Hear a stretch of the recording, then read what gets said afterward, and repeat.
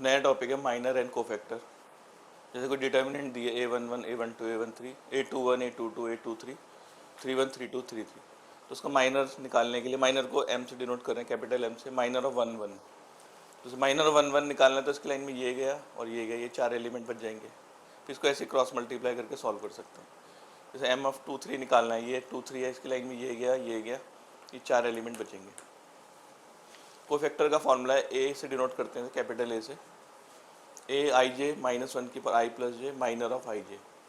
जैसे A11 निकालना है तो -1 की पावर 1 + 1 माइनर ऑफ 1 1, तो ये -1 की पावर 2 प्लस हो जाएगा M11।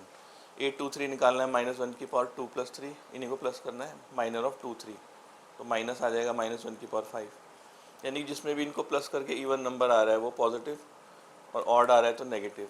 नेगेटिव का मतलब साइन बदलना है, पॉजिटिव का मतलब सेम साइन रखना है। तो देखेंगे तो ये आएगा प्लस माइनस प्लस, ये ऑड, ये इवन है, ये ऑड है, ये इवन है, ऑल्टरनेट आते हैं, प्लस माइनस प्लस, फिर minus plus minus plus plus minus. तो जब डिटर्मिनेंट की वैल्यू निकालते हैं या मॉड ऐसे लिखते हैं या फिर ऐसे ट्राइंगल से भी डिनोट कर सकते हैं। अगर जैसे हमने फर्स्ट रो ली A11 A12 A13 और इनको इन्हीं के कोफैक्टर से मल्टीप्लाई कर दिया तो डिटर्मिनेंट की वैल्यू मिल जाएगी। लेकिन अगर इस फर्स्ट रो को सेकंड के कोफैक्टर से मल्टीप्लाई करा तो रिजल्ट आएगा 0। फर्स्ट क्वेश्चन है ए के लिए जरिए 2 - 4 0 3, इसमें माइनर और कोफैक्टर निकाल लें। तो जब माइनर 1 1 निकालें 2 इसके लिए, तो ये इस लाइन में ये गया तो 3 बचेगा। माइनर ऑफ 1 2 निकालना है, ये इसकी लाइन में ये और ये गया तो बचेगा 0। फिर माइनर ऑफ 2 1 मतलब ये इसकी लाइन में ये गया और ये गया तो 4 बचेगा। फिर माइनर ऑफ 2 2 इसकी लाइन में ये गया और 2 बचेगा। तो कोफैक्टर के लिए फॉर्मूला बताया था -1 की पावर i प्लस जे 1 + 1, तो ये प्लस हो जाएगा -1 की पावर 2, तो 3 आंसर। A12 का -1 की पावर 1 + 2 और इस माइनर की वैल्यू है 0। फिर A21 के लिए -1 की पावर 2 + 1 और माइनर ऑफ 2 1, तो ये माइनर ऑफ 2 1 है -4।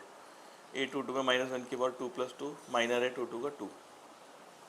ऐसे इसमें निकालना से M11 मतलब ये इसकी लाइन में ये गया D बचेगा, M12 मतलब ये इसकी लाइन में B, 2 1 के लिए 2 1 ये है इसकी लाइन में ये और ये आ रहा तो C बचेगा।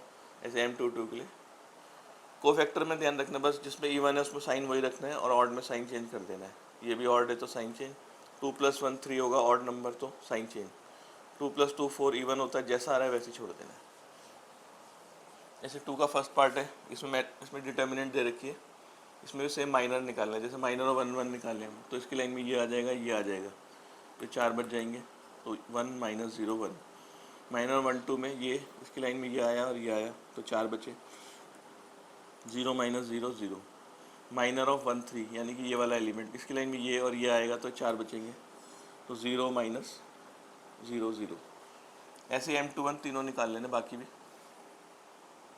जैसे M31 निकालना है तो M31 इसको बोलेंगे, इसकी लाइन में ये आएगा और ये आएगा तो 4 बच जाएंगे, तो 0 - 0।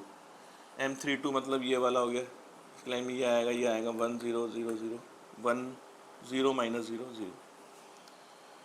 कोफैक्टर निकालते समय जैसे इनका सम आ रहा है इवन 1 + 1 2, तो जैसा है वैसे ही लिख देना है। ये ऑड इसका साइन चेंज करेंगे पर 0 है तो ऐसे ही आ जाएगा, ये भी ऐसे ही आ जाएगा 0, ये भी 0 ऐसे ही। ये इवन आ रहा है जोड़ के 2 + 2 4, तो जैसा है वैसे ही आ जाएगा।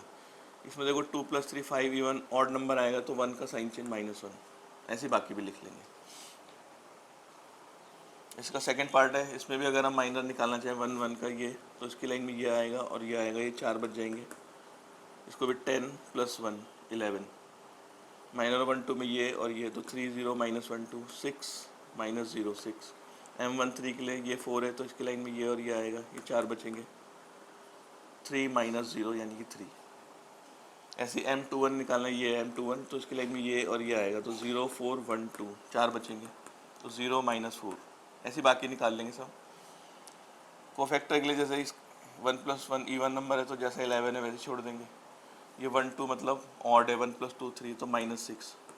ये इवन है ऐसे ही आ जाएगा, ये ऑड है इसका साइन बदल देंगे, इवन में सेम। फिर ये ऑड है 2 + 3 5, फिर साइन चेंज, इवन वैसे ही रहेगा, फिर ऑड में फिर साइन चेंज।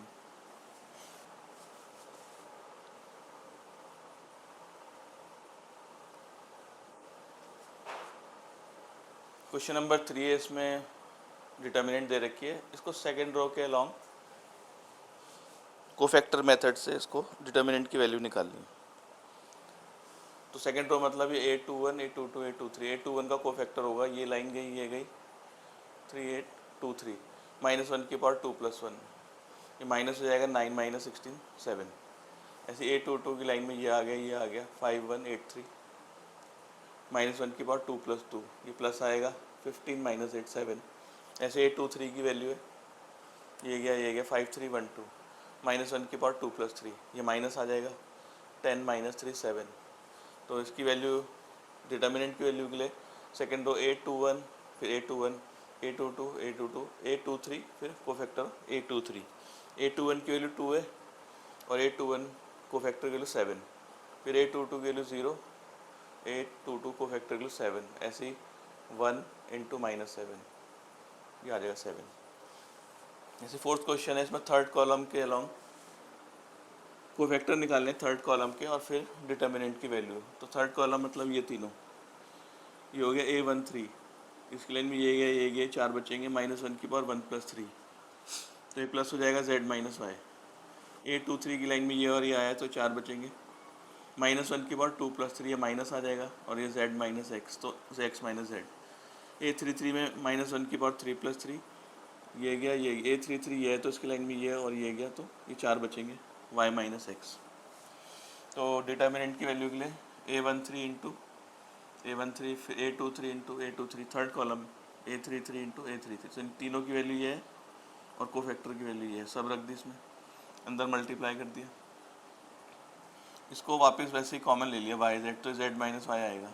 इसमें क्या करा, इन दोनों में x² कॉमन ले लिया, Z - Y, इन दोनों में x कॉमन आ जाएगा तो y² - Z², ये ऐसे ही लिखा, ये भी ऐसे ही लिखा, इसमें a² - b², ये -b a + b, इन सब में y - z कॉमन ले रहे हैं, तो ये Z - Y तो माइनस आ जाएगा, इसमें भी माइनस आ जाएगा, y - z बाहर ही बचेगा, xy + z, इसको अंदर मल्टीप्लाई xy + xz, बाकी ऐसे लिखना है। फिर इन दोनों में कॉमन लिया हमने x,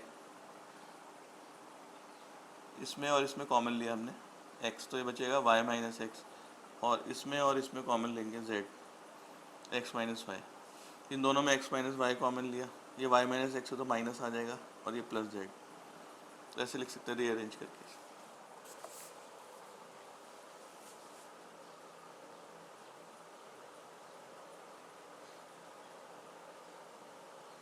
क्वेश्चन नंबर 5 में ये डिटर्मिनेंट दिए A11 A12 A13 A21 A22 A23 31 32 33।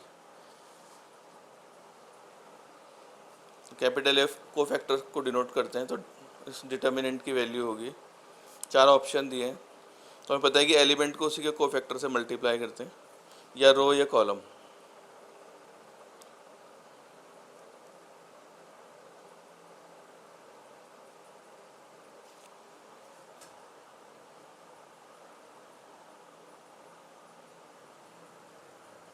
तो अगर हम फर्स्ट कॉलम देखें तो उसकी वैल्यू होगी A11 A21, फिर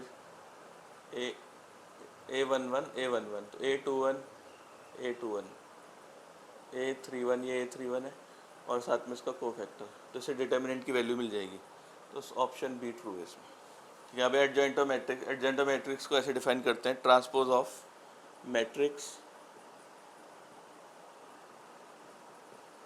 AIJ M × N, मतलब जो कोफैक्टर मैट्रिक्स निकालेंगे इसका ट्रांसपोज कर देंगे, तो इसका ऐसे भी लिख सकते हैं, ट्रांसपोज ऑफ, यहाँ पर एक कोफैक्टर मैट्रिक्स बनाते हैं A11 A12, कैपिटल ए से डिनोट करते हैं कोफैक्टर को, A21 A22 A31 A32, यानी कि इसका ट्रांसपोज कर देंगे अगर हम, यह देगा A11 A12 A13 A21 A22 A23 31 32 33, तो उसका ट्रांसपोज करके हमें मिल जाएगा एडजॉइंट ऑफ मैट्रिक्स।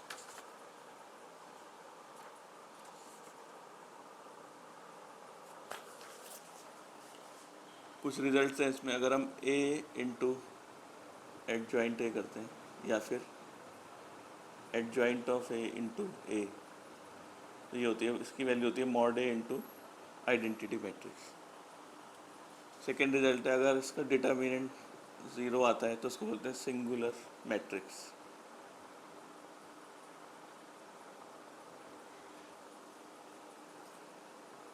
अगर मॉड ए के लिए ज़ीरो, डिटर्मिनेंट के लिए ज़ीरो नहीं आती है तो उसको बोलते हैं नॉन सिंगुलर मैट्रिक्स।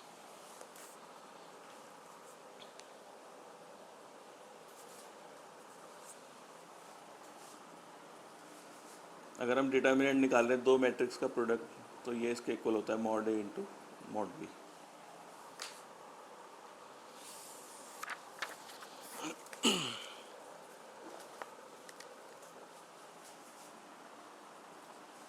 देखो, determinant of adjoint A equals to determinant पर n माइनस वन, ऑर्डर है इसका n by n, square matrix है।